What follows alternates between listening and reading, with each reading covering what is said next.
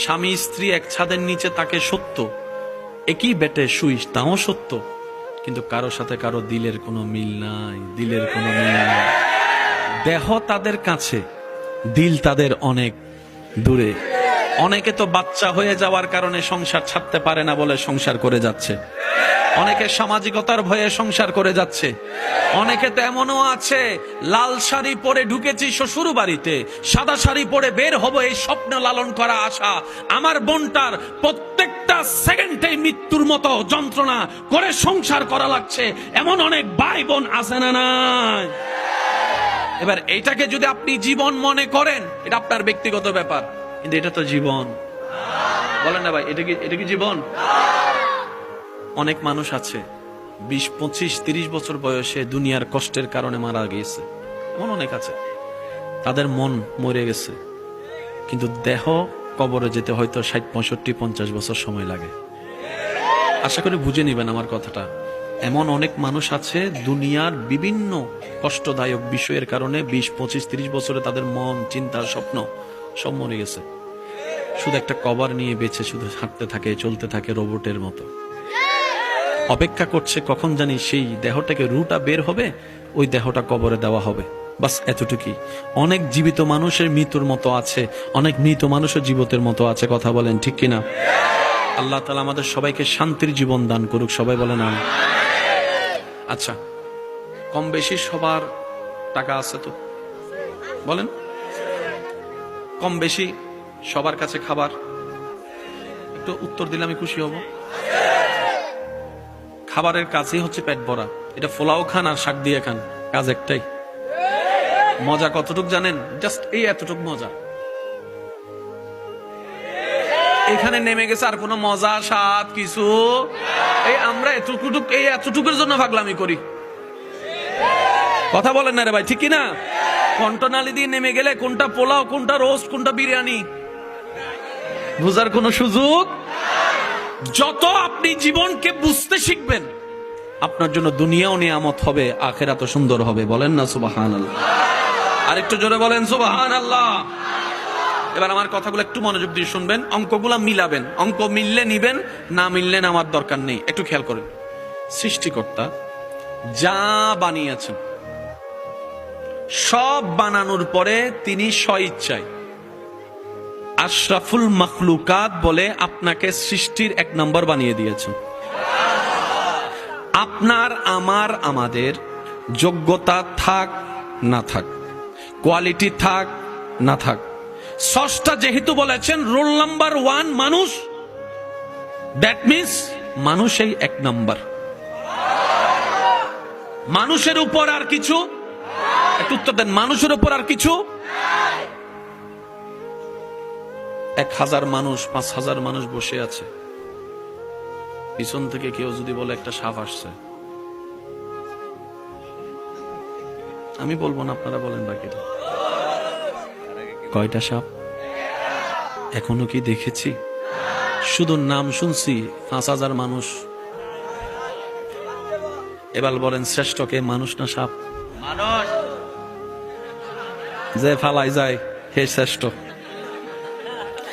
একটা সাপের নাম শুনে 5000 মানুষ পালালো, শ্রেষ্ঠ কে দাঁড়ালো? আমি শুনি নাই, আরো জোরে। কিন্তু আল্লাহ বলে যে মানুষ শ্রেষ্ঠ। একটা বাঘ মামা যদি এখন কোটবাড়ি এলাকায় এসে শুধু একটা গর্জন দেয়, ডাক দেয়, সবাই ঘরের ভিতরে যায়। কোন রকম যদি জামাই বাইরে থাকে, বউ ভিতরে থাকে, বউ বাইরে থাকে, জামাই ভিতরে থাকে, ও মাই ডার্লিং ওপেন দা ডোর, কয় যা। বাস্তব না বাস্তব? আপনারা বলেন। কয়টা বাঘ? আরো জোরে, আরো জোরে। এবার বলেন শ্রেষ্ঠকে, আরো জোরে। হ্যাঁ, আচ্ছা, জাগার নামও তো বাঘ মারা। বাঘে শুনলো জীবন আইতো না, কয় তার মনে আমার পূর্বপুরুষকে মারছে মনে হয়। একবার বলি মারহাবা। শ্রেষ্ঠকে? রব বলে যে আমার দৃষ্টিতে মানুষ শ্রেষ্ঠ। অনেকেই এমন আছেন একটা তেলাপোকা দেখলে, কথা বলেন আরে ভাই, এত লম্বা 3.5 হাতের, এত 6 ফুট 5 ফুটের লম্বা মানুষ যে আঙ্গুল দিয়ে চিপলে তেলাপোকা শেষ, এমন মানুষও তেলাপোকা যদি একটা দেখে এক রুমে লাভ দিয়া আর এক রুমে চলে যায়।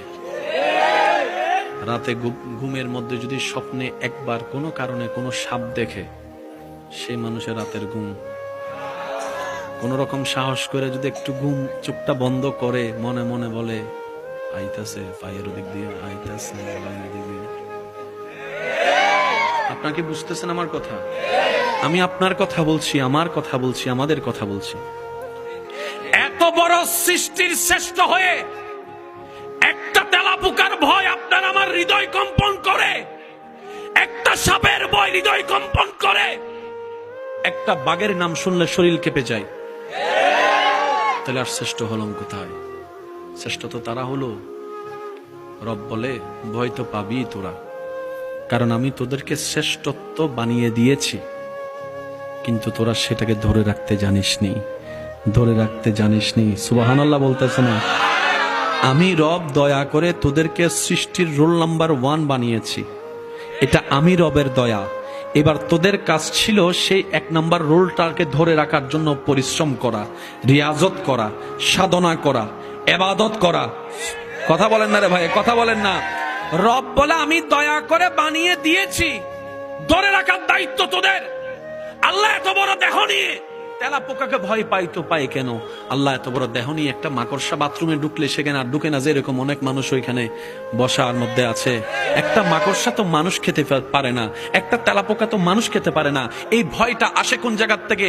তখন রব্বুল আলামিন বলে, যেই অন্তর থেকে সৃষ্টিকে ভয় পাওয়া হয়, তোরা যদি চাস সৃষ্টিকে ভয় না পাতে, একটা কাজ কর, তোদের হৃদয়ে, তোদের শয়নে, তোদের স্বপনে, তোদের চিন্তায় আমি আল্লাহর ভয়কে জায়গা করে দে, আমি আল্লাহর ভয়কে জায়গা করে দে। ইত্তাকুল্লাহ, আমি রবকে ভয় করা শুরু কর। যার হৃদয়ে আমি রবের ভয় থাকবে, সৃষ্টি জগৎ তাকেই ভয় পেয়ে সম্মান করতে থাকবে। নারে তাকবীর, নারে রিসালাত, হাদিসের আলো, হাদিসের আলো। উচ্চ আওয়াজ একবার